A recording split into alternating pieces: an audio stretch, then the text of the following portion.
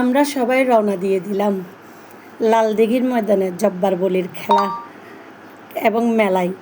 সকাল থেকে চারদিকে উৎসবের আমেজ, ঢোলের শব্দ, মানুষের ভিড় আর রঙিন দোকানের সারি সারি যেন পুরো লালদিঘিটাকে নতুন রূপে সাজিয়ে তুলছিল।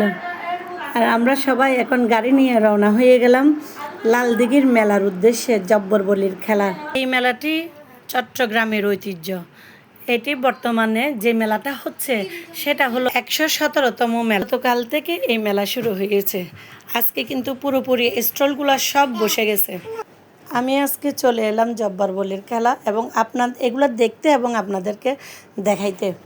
এখানে অনেক ইউনিক জিনিস আসছে, যেটা আমি আপনাদেরকে এখন দেখাবো। দেখেন, মাটির টব, মাটির তৈরি হাঁড়ি পাতিল এবং সুন্দর সুন্দর বিভিন্ন রঙের পুতুল, বাঁশের তৈরি ঝুড়ি আর খেলনা। একটা ছোট মাটির ঘোড়াও দেখে আমার খুব ভালো লেগেছিল। মনে হচ্ছিল এই ছোট্ট জিনিসগুলোর মধ্যে লুকিয়ে আছে লালদিঘির পুরনো ঐতিহ্য এবং ভালোবাসা। দেখুন, বিভিন্ন ব্যাংক এবং বিভিন্ন বাচ্চাদের খেলনা রং করে যেগুলো আনা হয়েছে, অনেক সুন্দর লাগছে। এই যে শলার ঝাড়ু এবং ফুলের ঝাড়ু, এটা হচ্ছে লালদিঘির একেবারে ঐতিহ্য একটা জিনিস। এটা ছাড়া তো আমাদের চিটাগাংয়ের মানুষ চলতেই পারে না। এটা সব সময় মানুষ বছরের জন্য 12টা 6টা যে যেভাবে পারে কিনে রেখে দেয়, কারণ বৈশাখ মাস আসবে বছরের একবার। সব সময় এই ঝাড়ুগুলো পাওয়া যায় না। খুবই সুন্দর এবং মজবুত। চিটাগাংয়ের মানুষ এই ঝাড়ুগুলো ব্যবহার করে বেশি। মেলার ভিতরে ঘুরতে ঘুরতেই মাটির এই জিনিসগুলো আমাদের পছন্দ হলো, তো আমি এই জিনিসগুলো পছন্দ করে নিয়ে নিলাম। তেমন বেশি দাম না, যদিও অন্যান্য মেলায় অনেক দাম পড়ে যায়। এই জিনিসগুলো, বড় প্লেটটা নিয়েছি 120 টাকা মাত্র, আর প্রত্যেকটা জিনিস 100 টাকা করে নিয়ে ফেললাম। চারদিকে মানুষের ভিড়। আমরা তো আজকে শুক্রবার গিয়েছিলাম সকালবেলায়।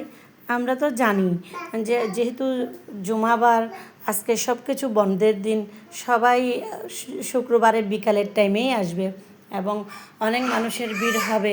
এই গরমের মধ্যে আসলে মেলা, মনের খোরাক মেটানোর জন্য আসলে মেলায় যাওয়া, কিন্তু মেলায় গিয়ে তো গরমে ঘেমে আরও অসুস্থ হয়ে পড়ে যাওয়ার মতো একটা অবস্থা হয়ে পড়ে। আমরা সকাল সকাল তাই চলে গেলাম ফ্যামিলির সবাই মিলে মেলাটা ভিজিট করতে। খুব ভালো লাগছে মেলাটা ভিজিট করে। এখানে আরও অনেক জিনিস আছে, দেখেন। সেগুলো হচ্ছে ওই যে আমি ফাঁকে বেতের জিনিসগুলো দেখিয়ে ফেলেছি আপনাদেরকে। বেতের জিনিসগুলো কিন্তু অনেক সুন্দর, আবার প্রাইসটাও রিজনেবল, সবাই নেওয়ার মতো।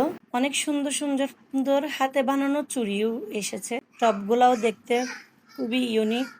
এগুলো ঘরে সাজালে ঘরের সৌন্দর্য বাড়বে। আমরা ছোটবেলায় এই খেলনাগুলো দিয়ে অনেক খেলা করেছি এবং আমার বাচ্চাদেরকেও এনে দিয়েছি।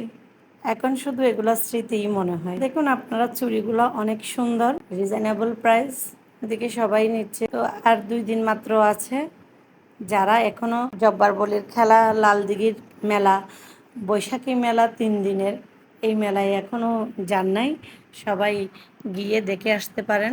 এমন কিছু ইউনিক জিনিস আছে যেগুলা আসলে বাণিজ্য মেলা বলে নিয়ে অন্য কোনো মেলায় সচরাচর দেখা যায় না। আমরা এখন এখানে দেখেছি এই ফুলগুলা, দেখেন এই ফুলগুলা আমরা 120 টাকা করে নিয়েছি। এই টবগুলা খুব ভালো হয়েছে, মার্কেটে এই প্রাইসে পাওয়া যায় না। আবার ভর্তার এই পাতিলগুলোও 100 টাকা করে, আপনারা গিয়ে দেখতে পারেন। আমরা অনেকে এই পাটিগুলো চিনিও না। বর্তমান শহরে আমাদের এই ঐতিহ্যগুলো হারিয়ে গেছে। এখানে গেলে আমাদের বাচ্চারাও চিনবে। চাইনিজ হাত পাকা এবং আচার, বিভিন্ন রকমের আচার আসছে। আপনারা যারা আচার পছন্দ করেন, মেলা থেকে আচারগুলোও কিনে নিয়ে আসতে পারেন। এই যে বাচ্চাদের ডল এবং পুঁতির যেই মোটরের মালা এবং কানের দুল, বিভিন্ন জিনিস আছে। এই যে দেখেন, বাচ্চাদের জন্য খেলনা, হারিকেল, আবার ছোটদের শাড়িও উঠে এসছে এখানে। দেখুন, কাঠের তৈরি সব জিনিস, বটি, দা, চুড়ি, পুঁতির, আপনারা চাইলে সবই নিতে পারেন। আজ এই পর্যন্তই। আসসালামু আলাইকুম, সবাই ভালো থাকবেন।